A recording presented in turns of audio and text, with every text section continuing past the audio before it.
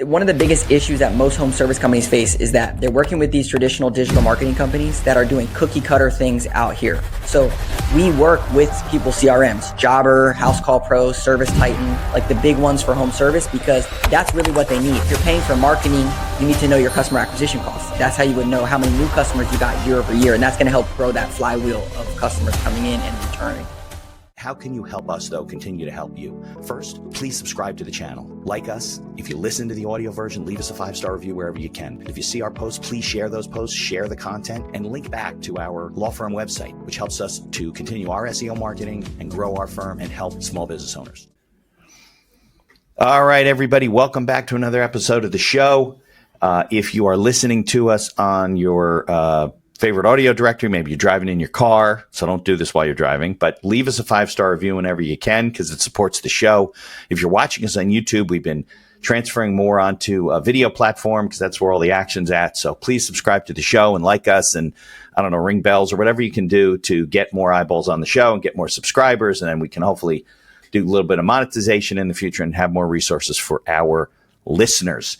So just to remind everybody that the information we share in these episodes is for entertainment purposes only. It's not a guarantee of success or should be construed as advice of any kind. And if you're ever making decisions from anything you hear that I discuss or my guests discuss, please consult with licensed professionals in your area before making those decisions because we are not your advisors. So Phil, welcome to the show. Phil from Flash Consulting. Now, Phil is a marketing guy, but he works in a very specific industry. And we're going to talk maybe during the show a little bit about niche marketing. I think a lot of people don't do that. You know, they should stick to their lane, get really good at it. And actually your business goes up, not down when you narrow down your focus. So Phil, thanks for coming on the show. Can we go back with your background a little bit ways back and, how you got into what you're doing? Because I know you went to school, you didn't go to school. It wasn't for you and you did different types of things. So I'll let you take it from there. Yeah, for sure. So I came out of I went to college and I studied international business, and it was because mostly I wanted to study abroad and I didn't really know what I was going to do.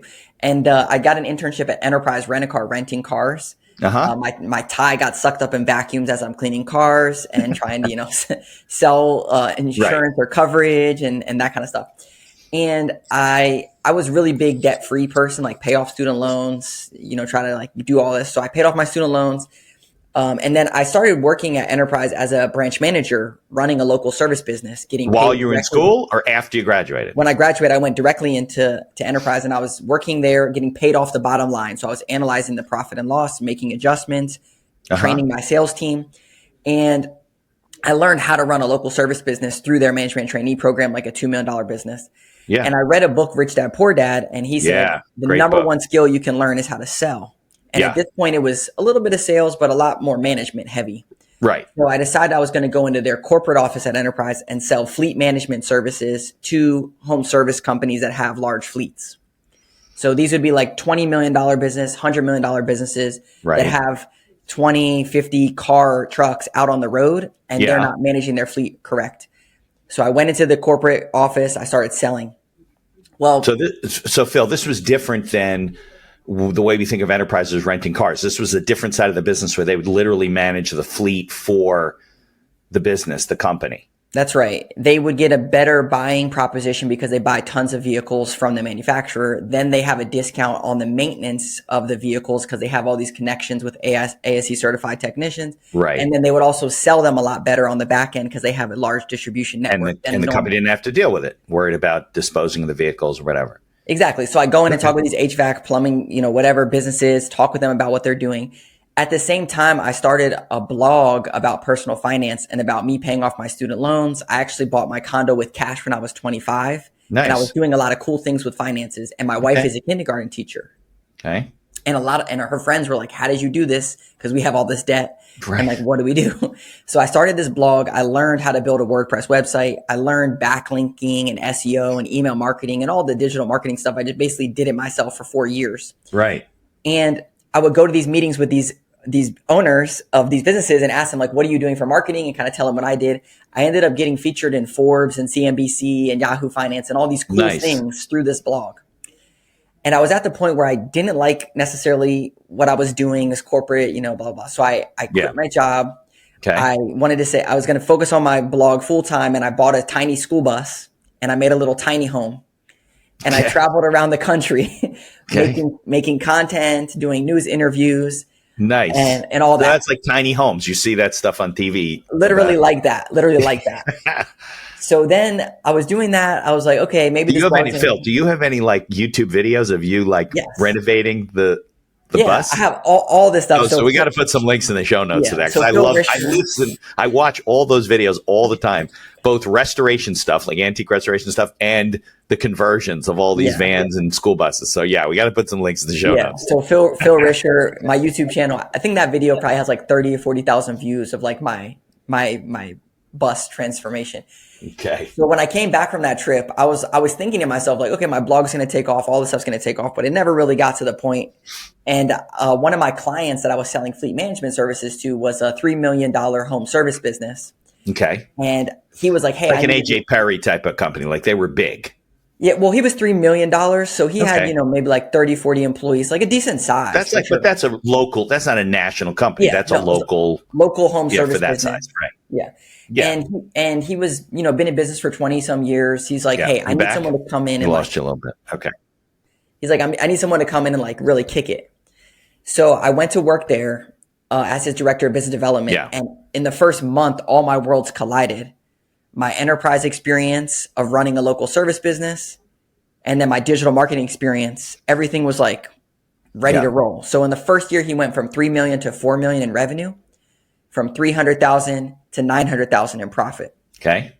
And he was basically like, "Hey man, you need to go help other people do Okay. this." And that was how I got started with Flash Consulting. And that was what period of time did you triple his revenue? That was in 1 year. I took him from 3 million to 4 million in revenue in 1 Wow. year, from 300,000 to 900,000 in profit Okay. in 1 year. Yep. Oh, got it. So you tripled his profit. Yeah. Yeah. Basically, you tripled his business coming in is what you did. I mean, right? Yeah. Well, what happened was he Yeah. was built a lot on commercial and B2B partnerships, and he was giving Yeah. a cut to those partners. And he had 36 Google reviews for just nothing. And when I went to work there, I'm Right. like, okay, we need to focus on the retail residential side. And that's the part that we were able to flip. Right. Yeah. Yeah. He didn't need to pay this quote unquote sales force when you can be getting the leads coming in and doing it directly, right? Exactly. But the accidental entrepreneur part is funny because I did the blog for 4 years and I made Yeah. probably $4,000 over those 4 years. Right. $1,000 a year. Yeah, exactly. And it's like I was doing all this stuff, but I didn't know how it was all going to kind of translate. Then when I Yeah. got to work at the duck cleaning company, home service business, it was all like all these skills from enterprise and then the sales and then my marketing All experience was kind of like, came together. yeah. And then it was like, oh, this is what I'm supposed to do with all this stuff. Yeah, exactly. Well, so you couldn't make a living running the blog, but you knew so much that people wanted to pay you to help their business. That's exactly what happened. And so the first year I was working there, he, was making $900,000. And he's like, I'm like, man, we're just hitting the precipice of like, we got to go for it. And he was Right. like, hey, dude, chill out. Like, Yeah, I'm I got good. 900 grand in my pocket. I'm fine. I'm a millionaire. I'm making $1 million a year, basically. Exactly. And we had like this, kind of points of contention because I'm like, let's get after Yeah, it. let's go to 3 million. Right. Exactly. Yeah, exactly. So he was like, hey, you should start a consulting company, call it Flash Consulting. And Why then, Flash? so my name's Phil. My wife's name is Ashley, and I call her Ash. I love that. So we Okay, put it great. together. Perfect. And then he's like, I made 2 connections for you. He referred me to 2 other businesses in the local area that he had been telling them about all the stuff we're doing. Right. And he's like, you can work for me, charge me $50 an hour. And then you can work with these 2 people, $50 an hour for 40 hours a week. You'll make $100,000 and like everyone will be good. That was the precipice of like how we started this thing. So he basically found you leads to get you off his back. So you weren't like, pushing him too much. You're working too hard. That's basically what he said. I'll put you in business, Phil, so you don't stop pushing me to work so hard. Exactly. You can work with me for like 20 hours and then these guys for like 10 hours. And then like, you're good. Perfect. You'll make some money. And like, it was all perfect. It was great when I started. Right. And your wife's a teacher, so you didn't have to worry about benefits, right? She gets that through the school system. So you're all good there. Exactly. It was Well, like, you weren't, when you had the bus though, were you married then?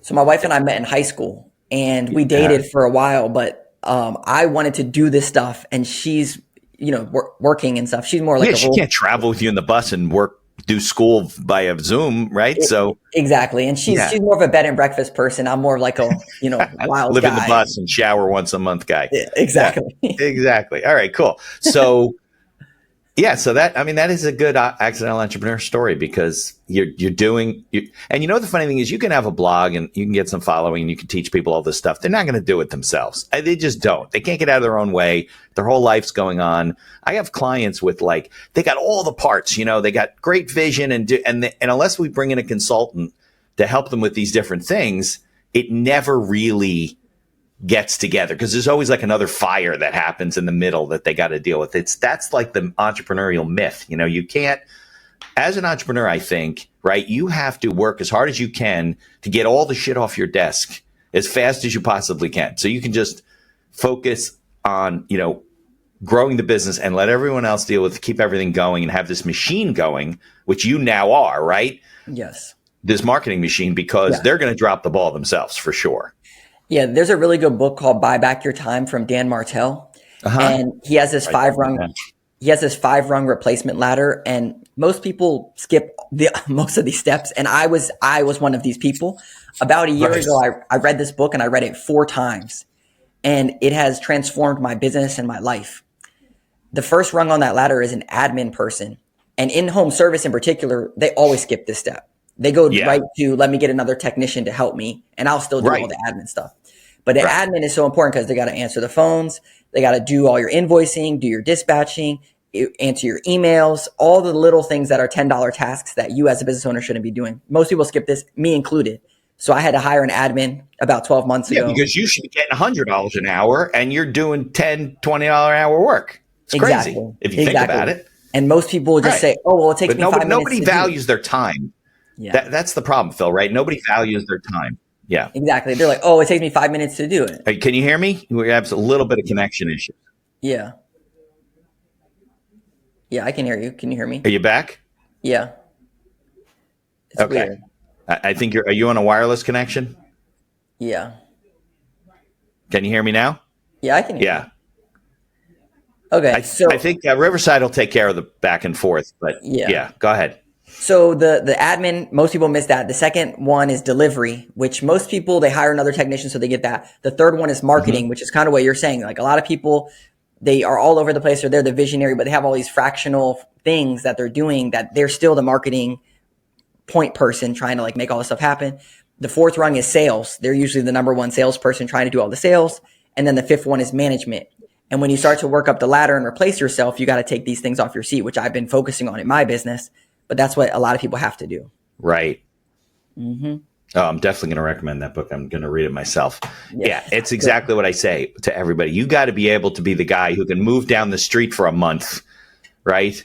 And manage your business, and the business keeps running. Like, if you can do that, then you really truly have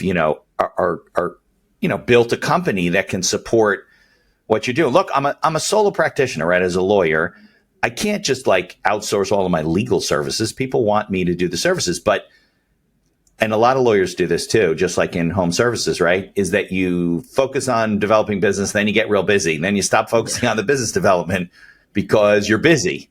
And it's an up and down yo-yo type of thing. So if you have the systems in place and the people in place to keep that engine running, then as you do the work, it just keeps coming through, right? It's just a conveyor belt of. I'm sure that's what happened with your first client, right? That was his problem. And then once you got the flow going on a regular basis, they just kept doing the business. Next thing you know, they tripled their profits. Yeah, it's not magic. There's a big problem most home service businesses have, is that they don't have a lead problem. They have a lead management problem. Yeah, good point. Yeah. And so when we fixed the lead management problem in his business, that was when he really started to grow. And the lead management system is you need to have leads coming in and then a follow-up process for all your leads. 100%. Yeah. I'd say if you don't call people back within, I don't know how it is in the home services business, but in my business, if you don't reach out to somebody within a couple of hours, at least let them know you're alive and you'll get back to them soon, they go to another lawyer. I mean, I literally got back to somebody in 2 hours. They go, oh, we hired somebody else. I'm like, in 2 hours? Okay. so that's the way people are. So you have to get back to them so they know that you're still in business. You got time for them, whatever. Even if you just tell them, listen, we're running really busy. We'll call you back tomorrow morning and set up an appointment. That's all right. What we do is we set up an automatic text and email back. So someone fills out a form. It says, hey, Mitch, can you send over some more information, maybe even some pictures of your project? That way we can get a little bit more information on it. And it's like an automatic thing. So it kind of starts the conversation right away to speed up that process. But it's automated. It doesn't have to be sent by a human being. Exactly. But it feels like it's something that's taking the next step in the relationship to get some pictures in or some more information. Right. It pulls them into your funnel and says, okay, here's the next step. Send us information. And then, I do the same thing. The big one that happens is when you call them on Monday morning and they don't answer, then the lead is gone. This is what happened with us. And so this is why we need to have a lead management plan, which is you call them, they don't answer. Now you put them into a bucket where you text them, you email them, you nurture the lead because maybe they're at work. Maybe they couldn't answer, but you don't just give it a one, most people are one hit wonders, one night stand type people. They just do one time and then it's gone. You got to have a process. Plus, maybe they reached out to 3 companies and one of the other ones got back to them and you didn't. It's going to be gone. Exactly. Yeah, exactly. Absolutely. Yes. So when we look at it, there's 3 main things that we focus on in our marketing plan. There's visibility. So getting new customers to know about you to come in the door. The second one is conversions, which is lead to sale. And then the third one is retargeting. All your prospects and customers, retargeting them to bring them back into your funnel. And the ones that either you didn't do business with or you can do other services for. Right. That's right. So because you already got that lead. You already spent the money to get that lead. And people don't understand the cost of acquisition, right? Yeah, exactly. Like retargeting. We have a client there in Philadelphia and they had a client come in October, a lead come in October. They gave her an estimate. She ghosted them. Then she was on the monthly newsletter that we send out. And then in April, so like 4 or 5 months later, she got an email from us and it's like, cool, I'm ready to go. Sign me up. Because you stayed in touch. She responded to that email directly and said, cool, sign me up. I'm ready to roll. Right. No, you know how many clients I keep in touch with and, they're like, and you think they just disappeared and they're like, no, we just didn't make the deal. We put it off. And then they reach back in a week and say, oh yeah, no, we're ready to go. But if you didn't reach out to them, they might think, I guess Mitch is too busy for me. I'm not going to bother. I'll go with another lawyer, Exactly. We have a saying, you can't get lifetime value without a lifetime relationship. And a lot of people say, oh, they'll call me when they need me. They'll let me know. But that's not how it works. You got to stay top of mind.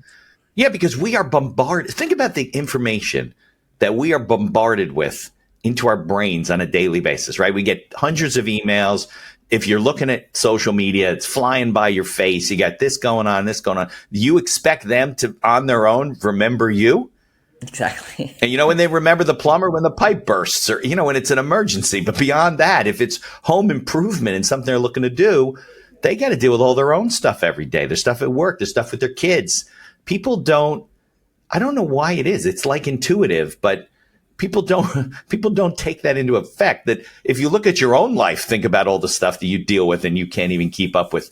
You're probably like me, right? I'm always making lists and this and putting reminders on my calendar and tasks. And because I don't even want the burden of trying to remember all this stuff. So my kids make fun of me. I say, listen, if you don't send me an email and ask me to do it, it's never going to happen because I'm going to walk into the office and I got all these things I do. And the way I run my business, I got no room for that unless it's on the conveyor belt. So, just so to speak. Yeah, exactly. Yeah. Have you ever read Referral of a Lifetime? No, I never read it. Okay, so it's like a Rich Dad Poor Dad book. It's a parable story about a woman who's struggling in business. It's like 100 pages, very short, but it's like what are the ones? There's a series of books. Anyway, I forget the author's name, but the author that wrote this with the guy who promotes these series of different types of books, who did this, who did that, is Tim Templeton. That's the author. So it's a story of a woman who goes into a coffee shop. She's struggling in business. I think she's in sales. She talks to the guy and said, I'm having trouble. She knows the guy. He says, listen, I'm going to help you. Come back tomorrow at 11 o'clock. We'll have a cup of coffee and talk about it. She gets back in there and there's a different person who says, hey, I'm Phil. John told me to meet with you. And each person she meets along the way does one or two different things about how they nurture clients. And it's about lead generation and keeping in touch. And when I first read the book, we didn't have email. You had to like send postcards to people, Yeah. to keep in touch. It was a nightmare. Yeah. And then it's all been updated now. But now with email, you can set up these automatic systems to keep in touch, to remind people of their birthday or thank them for a holiday or, or do an annual review. I mean, you could set all this stuff up to be automated, and it doesn't take rocket science to understand it and to hire someone like you to do it. The best day of my life was when I hired a VA to do all the admin that I was doing for the podcast and my blogs and my crazy. Yeah, I think a lot of people get stuck in the $10 tasks and they don't realize that you can outsource that to other people to help you take things off your plate at a fraction of the cost of what you might think. Especially if you use like one of these services that I use where they hire, they're a sponsor of the podcast, iEmployee. They use people out of the Philippines. They're all great English speakers. They're educated college graduates. They have tons of background and they can do any admin task that you want. Yeah, the first VA that I hired, she still works with us to this day. That was 5 years ago. Her name's Christine. She has her MBA. Yeah, there you go. And she wants to work from home, right? And it's perfect for her. Yeah, she's awesome. She's amazing. Amazing. Yeah, right. Exactly. And it changed your life probably the day you said, I'm going to do this. Of course. Yeah. Yeah. And even spending the money, probably within a couple of months, you're way ahead of where the money you're spending because your time is better spent. So over the years, how many different service businesses different industries are you working with? Like if you take plumbing and electrical and.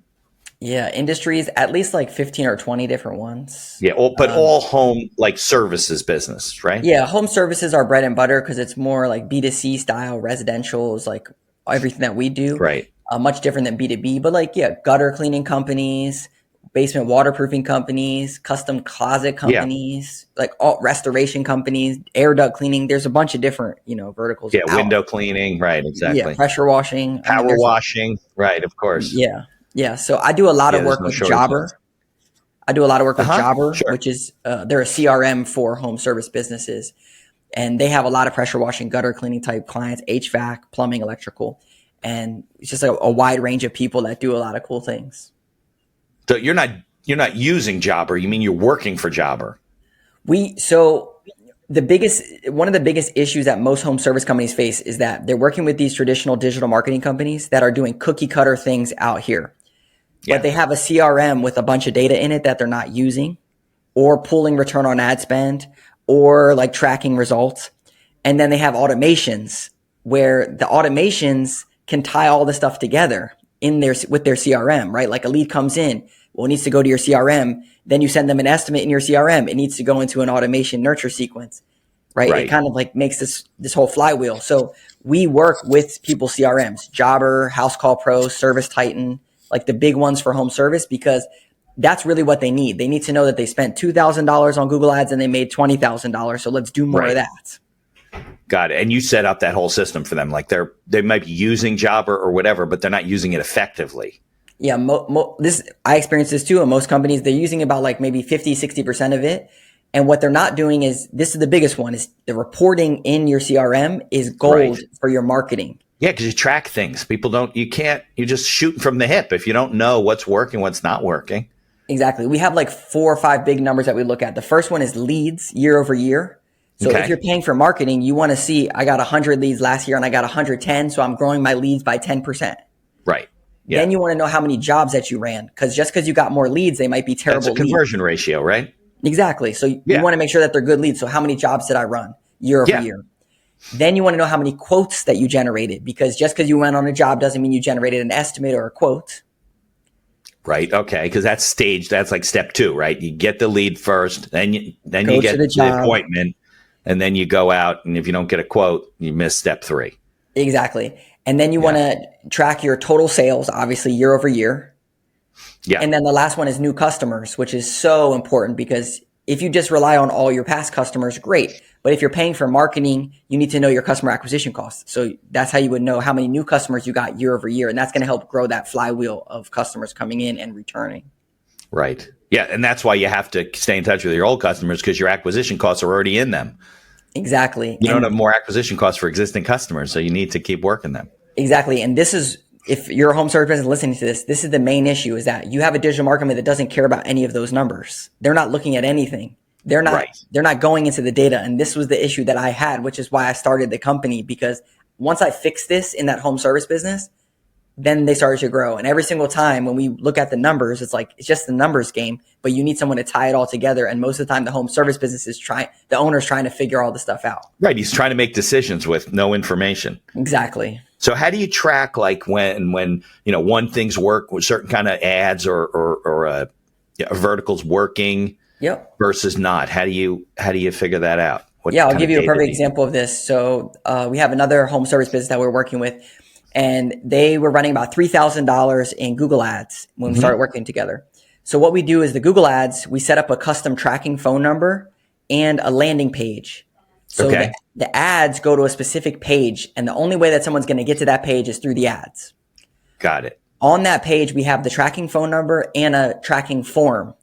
So it's a form that's specific to that page and a tracking number for that page. Anytime someone calls that phone number or fills out that form, it goes into a spreadsheet. So now we know all the leads that came from that ad. Automatically? When they call, it's an automated system? Yeah, it goes right into a spreadsheet. Then at the end of the month, we have API integrations on this, but we used to do this manually. At the end of the month, we take all the leads, we go to their CRM, put the phone numbers in, and see what happened. So you could track what happened to the lead. Did it become anything or not? And then okay. And then what we do at the end of the month is we give them a report that says you spent $3,000 on ads. Right. You got 10 leads. So your cost per lead is $300. That turned into $10,000. So our return on ad spend is 3x. And got it. This is like the company that I just mentioned. An interesting story with them was their ads were performing terrible. And again, a lot of time when you talk to digital marketing, they're just going to say, spend more on ads, spend more on ads, spend more on ads. We need more ads. Yeah. When it's like, okay, we can spend more on ads, but not on this channel because this channel was not working for us in your market. Right. And this is why a lot of business owners just have a gut feeling that things are working when they really need the data to know that this data is working and it's right. Yeah, because you're putting good money after bad. Maybe you're getting your calendaring from one software and you're invoicing from another. Evenue is a platform that we use as one of our sponsors to run our entire business. And there's other features like auto payments and integrations with QuickBooks. Visit evenue.com, EVONUE.com to learn more. There's also a link in the show notes. And be sure to tell them that the Accidental Entrepreneur referred you. This podcast is brought to you by our affiliate sponsor, iEmployee. iEmployee is a virtual assistant service that hires almost anyone for any role in your company right out of the Philippines. Most roles range from $7 to $9 an hour for highly skilled and experienced VAs. And whether you need an executive assistant, social media manager, video editor, customer service, sales, you name it, they have it. We use iEmployee for our VA services, from editing and promoting the podcast to all the PR and promotion of our law firm. iEmployee acts as a virtual field supervisor on the back end with live video monitoring and reports on a daily basis with screenshots of your VA's workday, and along with complete HR and payroll duties. No more paying for overpriced and underqualified workers. There's a link in the show notes to get a 1-week free trial, and I encourage you to take advantage of it. Exactly. So I guess this is like the old days when you'd have to put an ad in a trade journal or a newspaper, and you'd have a phone number, and then they would call the phone number, but it all had to be done by hand, right? It was all manual. Yeah. So like with Jobber, House Call Pro, Service Titan, we have it all automated. So but most businesses, they can't piece it all together or figure out how to do it all. Right. Right. Because that's why we already built it. And that's why every single month you get a report. We sit down, go through what's working, what's not. Should we change something? Should we do something different? And it's a very smart way to grow your business.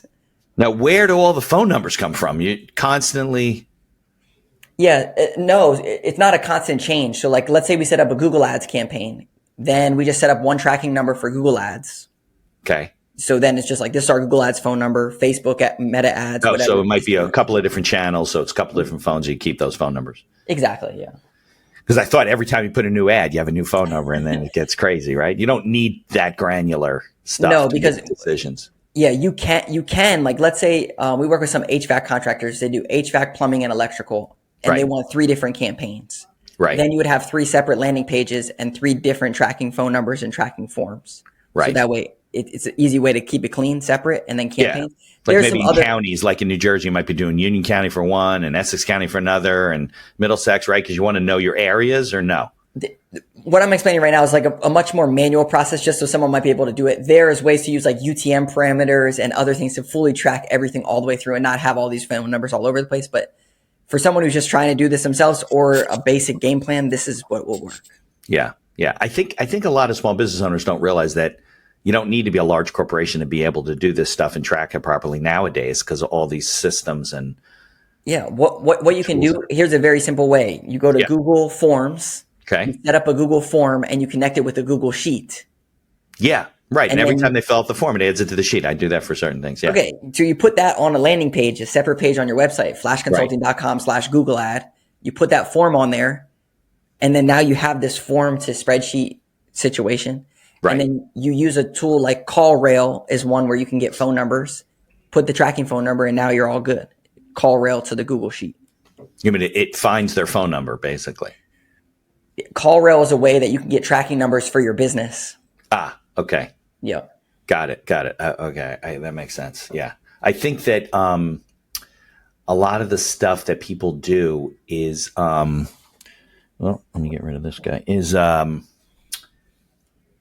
forget what I was going to say. I lost my train of thought. It was something you just said that I wanted to ask you a question about, but I'll come back to it. So No tell me, because you work with a lot of business owners. So tell me, do you have some stories about, we were talking about some of the things people do wrong. But can we talk about some more turnaround stories about where they're just struggling and then? Yep. So we have an HVAC contractor we work with. They were doing 1.5 million in revenue. Okay. They had a ads budget of around like $6,000, some on Yelp, some on Google Ads. Okay. And then they didn't have a good process for estimates. They would generate estimates, but they didn't have any follow-up process.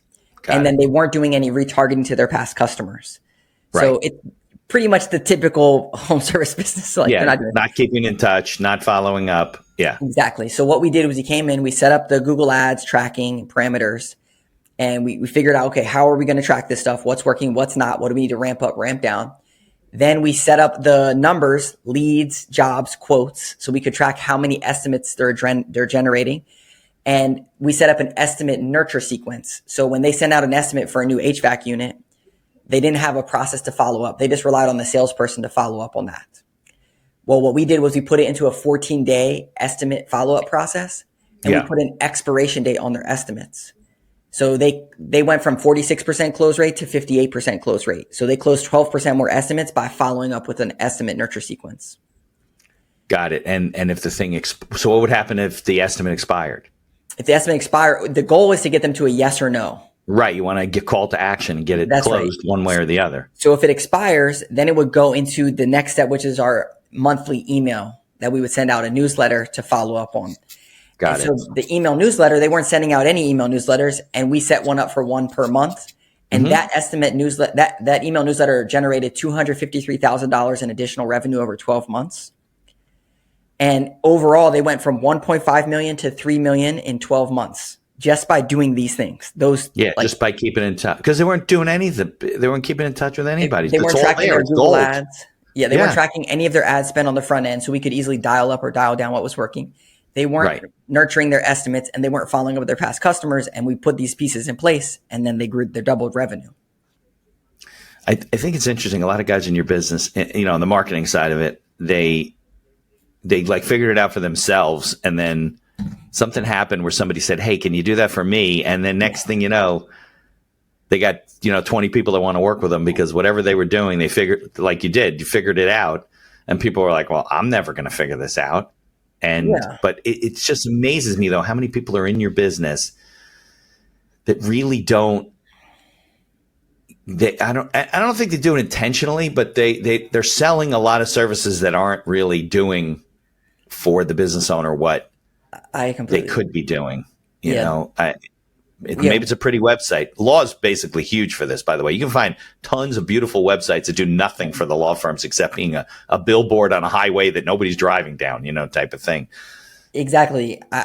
That's why when I called the company Flash Consulting, I didn't call it Flash Digital because there's a big Yeah. issue with this, what you're saying. Like, that's why when people talk to us, they're like, oh my gosh, where have you been my whole life? Because I've been talking to these cookie cutter companies that are just building me a website and doing some SEO, black magic voodoo, and Yeah. hopefully it generates leads for me and I have no idea. Right. When like, we do SEO, we build websites, but there's conversion tools on the websites that we track. For example, Right. like a website should convert website traffic into leads at 10%. So Okay. if 100 people come to your website, you should get 10 leads. And the way that you do that is you set up a chat widget on your website. You set up a Yeah. pop-up, just like if you go to Okay. an e-commerce website, you need a Right. pop-up on your website. And there's other tools that you can add to your website to help it convert better. But most companies are just doing pretty things. They're not Yeah. tracking actual leads or results. Right. Right. Because you want to ask the client to buy. You want to ask them, do they want your information? You want, and, free book about how to, get water out of your basement. I don't know what it is. And then they'll give you an email and then they're like, okay, it's like saying, okay, keep in touch with me. Yeah, well, what we found was that 87% of people do their research off of websites. So they're reading Google Not reviews, surprised. right? They're Yeah. going on Facebook also. When they go to the website, you got about 30 seconds to convert them into a lead. Or they're leaving. Or they're leaving. And what they're looking for is professional pictures of people in a logo. They don't want stock photos. Right. They want to see that this doesn't look like a janky website, that it looks like something that's professional. Maybe a picture nowadays, right? There's no excuse for having a crappy website. None. Exactly. Maybe like a truck or something. And then they're looking for one call to action, like what you're saying, like something to educate me, maybe a chat widget, maybe a simple form or a call now button. If you have those three things, you're going to convert. So the offsite side of things is a whole nother story. But once they get to your website, it's just about getting them to feel warm and fuzzy about you and then converting them into a lead. Right. Yeah. Okay. That makes sense. I like when I go to a site where I don't have to like make a phone. I find it laborious to dial a phone number, wait for somebody to answer, talk to them, explain. No, I want to put it into a form and say, hey, we're looking to get our windows cleaned. We were given your name by Phil and, can you send me some information? Exactly. Next thing you know, I'm getting phone calls all the time. And I'm like, just respond to me. Yeah, just send me information and keep me in your system. Yeah. There's 3 channels and the calls is the one that's the most diminishing. People don't want to be called. They want to be texted and emailed. Nowadays, so that's why I at the beginning, I was saying you should text them, email them, and call them, and they're going to do whatever they prefer to communicate. Right. And then you go with that channel, but you need to make sure those channels are open for business for you. You can even put it on your form, couldn't you? How would you like to be communicated with? And people can choose, right? Yeah. Exactly. Yeah. Now, there's a really big, important piece that you just said, which is most home service business owners are not looking at their mobile website. And about 50 to 60% of website traffic is going to be mobile. People are scrolling through that need stuff. They're not on their desktop or whatever. No. And again, you only hit 30 seconds. So if you were to open up your mobile phone and go on your website, if it takes you longer than 30 seconds to become a customer, which usually on mobile, it's harder to find what to do. Right. This is why what we recommend is have a sticky header right at the top that says call now, another sticky header that says get an estimate, and then a chat widget. So that way on mobile specifically, it's easy to convert because it's even harder than a desktop to make your way around websites. Right. Yeah. Well, most websites now mobile ready, compatible? Or? Yeah, of course. They're all going to be mobile friendly. Right. The problem is that you don't have the right call to actions on mobile in particular. Right. You still got to go to the bottom and contact us or something like that. Normally you'd see it on a, right. But on a desktop, you'd see it. Same, right? Yeah. Yeah. On a desktop, you'd see it at the top, but on mobile, you want it to be sticky header right at the top, Got it. So that involves different kinds of programming. Yeah. You have to build it differently on mobile than on desktop. Got it. Okay. Yeah. What I was saying before was, when I think the biggest thing that people miss, and you brought this up before, right, was that they don't keep in touch with people that have already agreed to do business, have paid you money, understand your service. You don't have to like convince them of anything. And they don't get regular. I mean, I use all kinds of service providers. There's some I get things from, but other ones I don't get it. You ever go into a restaurant, like a local restaurant, they got like a fishbowl, and you like put your little business card in and win a lunch? No, you never win the lunch, right? But you also never hear from the restaurant again. They don't take all those names, which is like gold, right? People walking in saying, hey, I'm here, putting it on a spreadsheet somewhere and putting it into some sort of a keep in touch program. And then they go out of business. Then people are like, surprised. I can't believe they closed so fast. Well, nobody went there. That's right. We had a company, actually, it just is ending in June. It's an HVAC contractor in South Florida. We Okay. did a oldest AC contest where you could submit an old HVAC unit, and if yours was the oldest, then you would win a new HVAC unit. Nice. So a new HVAC unit, lead is worth like $20,000, $30,000 to a Of business. course. Yeah. So what we did was we took all their database and we ran, Facebook ads and stuff, but not too much. But we sent out email newsletters, encouraged people to share it. They got 30 leads that came in from the AC contest, which the 30 leads for like $30,000 stuff is, $90,000, whatever. Right. So to give one unit away to the one 900,000. person, then do business hopefully with 29 others because they all have systems that are going to crap out soon. It's a no-brainer. Exactly. And what we did, this is what I was hitting on with what you said, was that you pick one winner, but then you pick 28 second place winners. Right. And you say, hey, you didn't win the big system, but what we'll you did give you win, a discount, right, or yeah, something. what you did win is this. Yeah. And then now you have a whole bunch of leads that are also going to be incentivized to be second place winners with something to offer. Plus, they're qualified. Exactly. Because they all have the same problem. Exactly. So what was the deal? It had to be working, right? So they have the oldest system that's still operating and it's on like its last leg, right? Yeah. To be honest, we don't even care because it's a lead. Like, it's a lead. Yeah, and you didn't care. What the business owner is going to do is he's just going to enroll all of them into a service contract. Like, hey, your thing's old. It's probably going to break down this year or the next year. We'll service it until it does, and then we'll replace it. Yeah, perfect. It's money.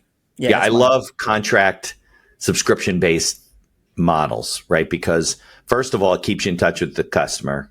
Home improvement's great like this, right? And a lot of people don't do it.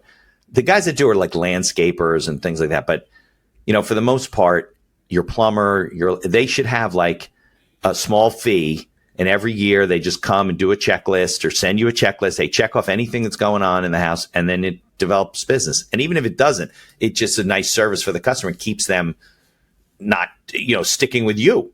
Yeah. A lot of people want to do this, and we have a really good framework for this because a lot of people sell it at the wrong time. You want to sell it when your customer has the problem. A lot of people will try to like pitch it to people when they don't have the problem. Right. And a lot of people think, oh, the customer has a problem when my technician is out at the job to fix a leak. And that's false. The customer has a problem when they call your company and they talk to your customer service representative. Right. And this is when you want to sell the contract. You want to tell them like, hey, we have the service contract to prevent this from happening to you ever again. Right. And it gives you specific discounts on this service that you're about to have. What I can do is sign you up, and this service is going to be free. And now you're going to be ready to go and will be proactive on your next services. Right. It syncs it up with the problem. With the problem.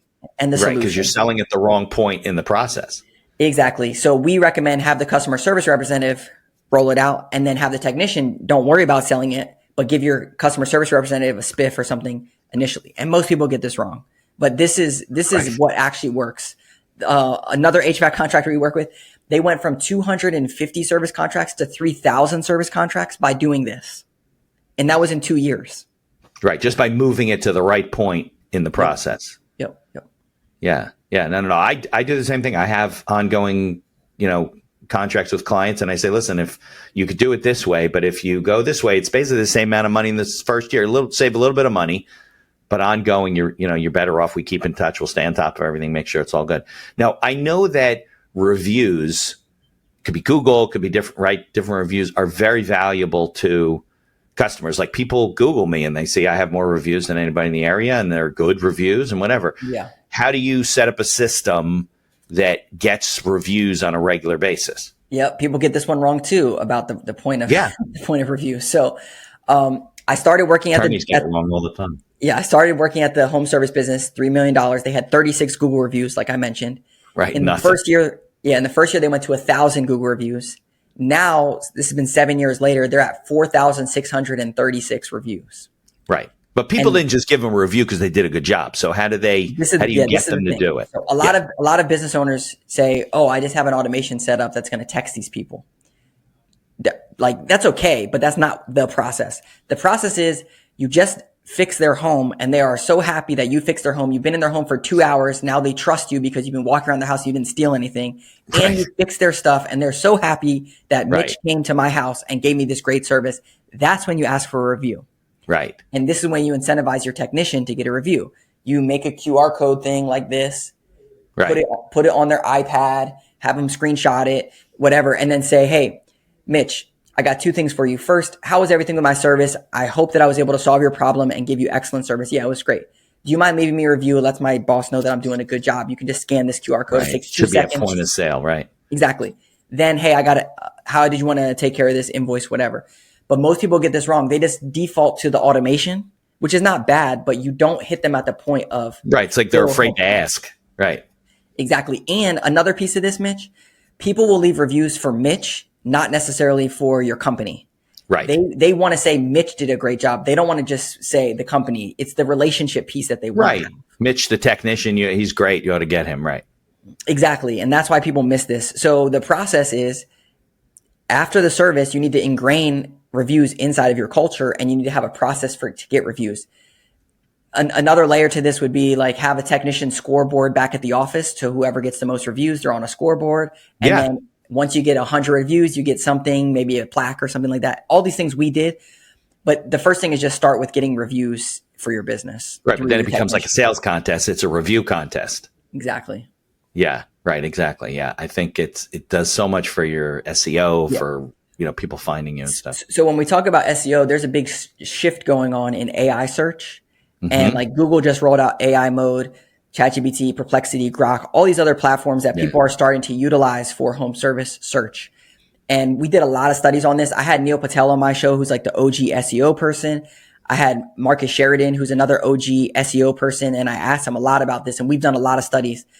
And what I would recommend if you're any business owner listening to this, go to ChatGPT AI mode and search for your service in your area and see the results that it gives.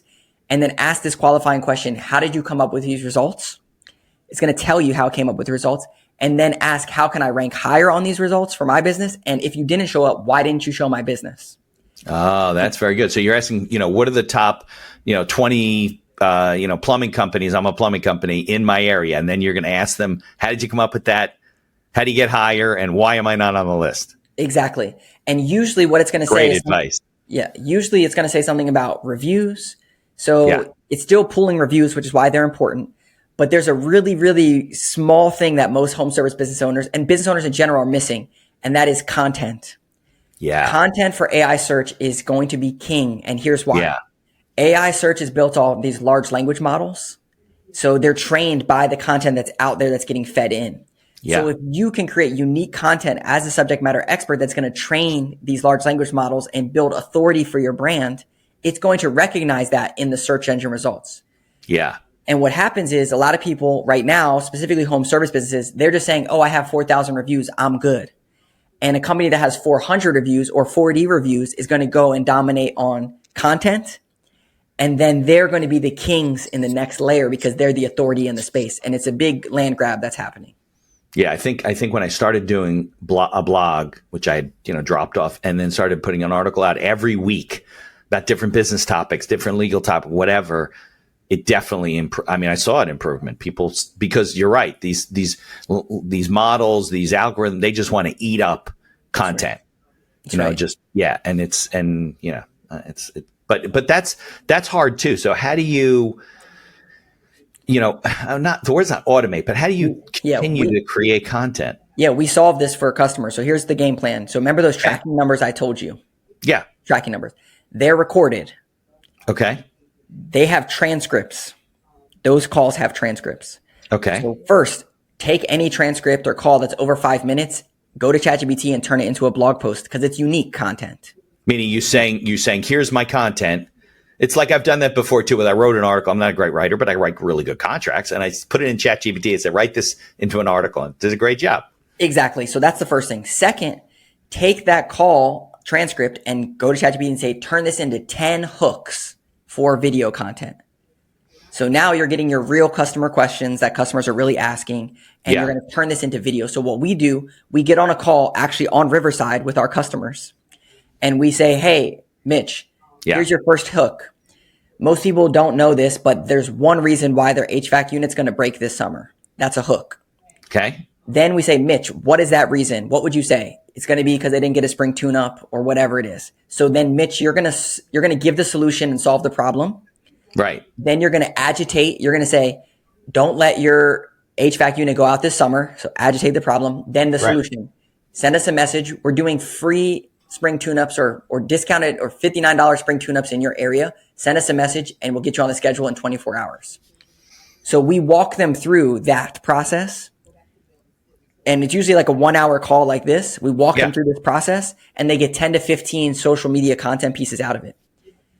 Then we take the social media content, the videos, we take those transcripts and turn those into blog posts. Right. Meaning you just rewashing and redoing because you're creating really good content, right? Exactly. It's a flywheel. And here's to summarize this all together. The monthly newsletter that I told you about. You take your greatest hits for the month, your best blog posts, your best social media posts, your number one client reviews, testimonials, and you put that into your newsletter. And now you have a newsletter to send out every month. And then the newsletter can have like links to read more. It doesn't have to have the whole article, right? Exactly. Just boom, boom, boom. And then you're feeding them back to your, Exactly. But Phil, let's be honest. This is what keeps you in business, right? Because a business owner is not going to do it. He thinks it's great, but he's like, Phil, that is fantastic. You do this. Like, I can't. This is why I won't practice law. I'll just be doing marketing all the time. This is why I get on podcasts and I give the recipe and then I sell the cooking. Yeah, because they're not going to use the recipe and make it themselves. No way. They might piece things together. They might do some of the stuff, which is great. Yeah. Go for it.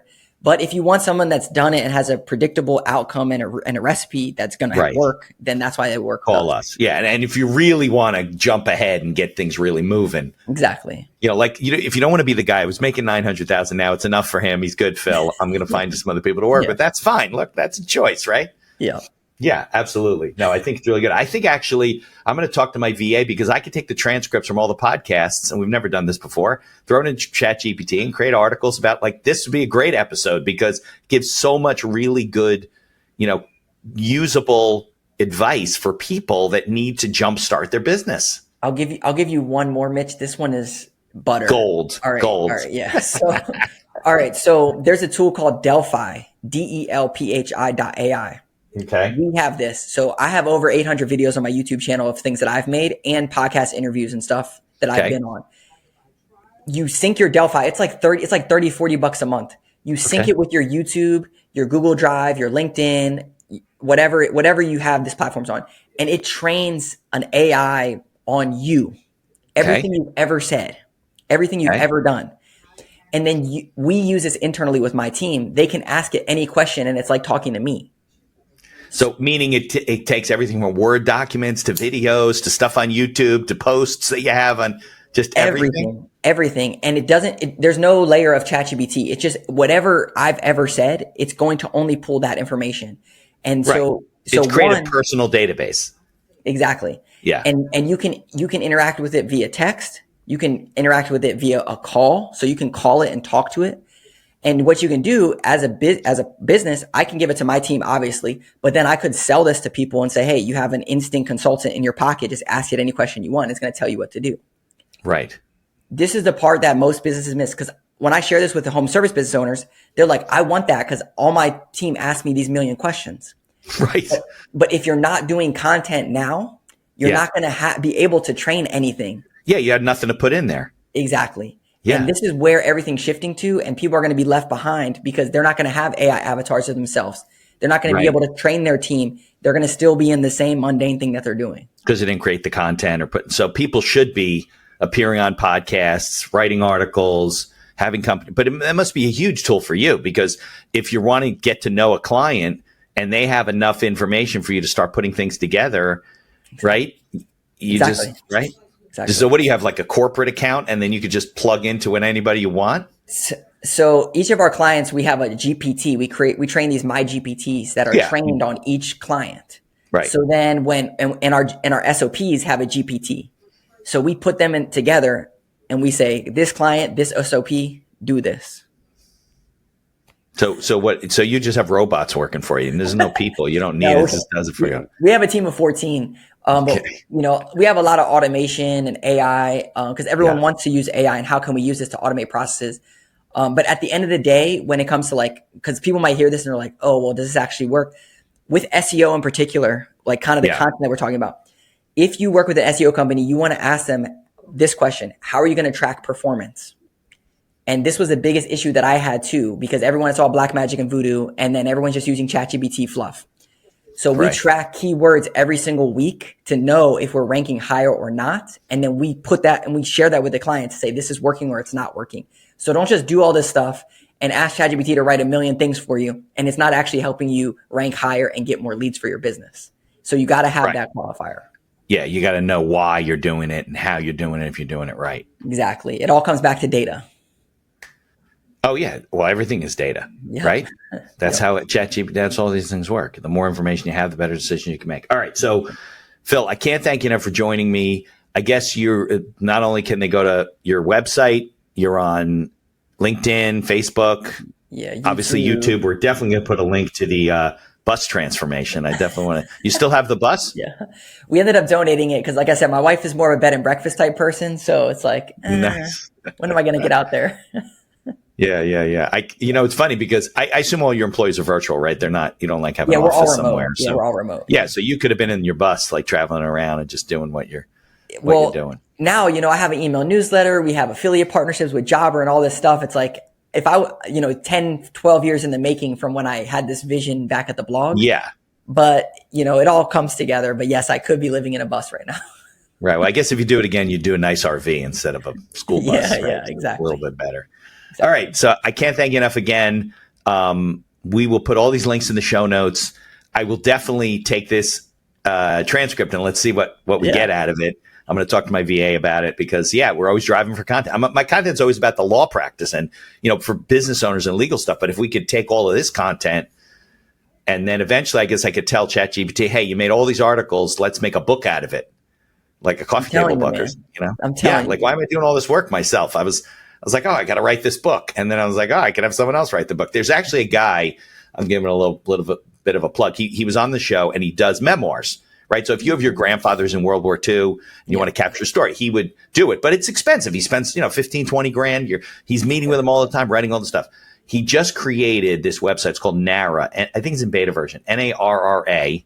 And it's an AI tool where literally you can call up and say, hi, Nara, this is Mitch, and I want to add to my content. Today I was out doing this, and then they send it back to you as a story or as a book. You can add photos. Yeah. So you're seeing all that AI kind of stuff, like you mentioned, Delphi, where we're going to, If you wanted to write a book, you could take all the podcasts that you've ever been a guest on, all the stories, everything that you've ever shared, right? And then that can be a book. Yeah. No, are you kidding me? It's there was a podcast, a fictional podcast, like a dramatic thing I was listening to. And in the show, there's all these crazy things going on. And one of the thing was they were living past this thing called the Great Deletion. And what happened was AI, people had so much material in the cloud that they developed an AI chat that would get rid of stuff that wasn't relevant. But it went down a rabbit hole by saying, well, if we got rid of this for Phil, now we don't need this. And it started deleting everything. And the whole world went back to analog because all the data got deleted. I mean, that's a very true thing. AI. You got to think about it, right? Because eventually the AI starts saying, well, we don't need this, or that's too old, or we got to. It's very true. Yeah. Well, you, me, and the Terminator. So, okay. So this will be in the fall coming out when people are listening to it. And really, really great content, really great advice for people. So check out the book, check out Phil, listen to his advice. I guess read the blog article that's coming out from the show. Yeah, there you go. And change your business and make your life better. That's the problem, right? You want to change your business, do the work, but you don't want to overwhelm yourself with running an organization on your own, which is stupid. Yeah. So I don't want to say that word stupid, but I will. All right. Thanks, Phil. I appreciate it. You got it, man. Thanks.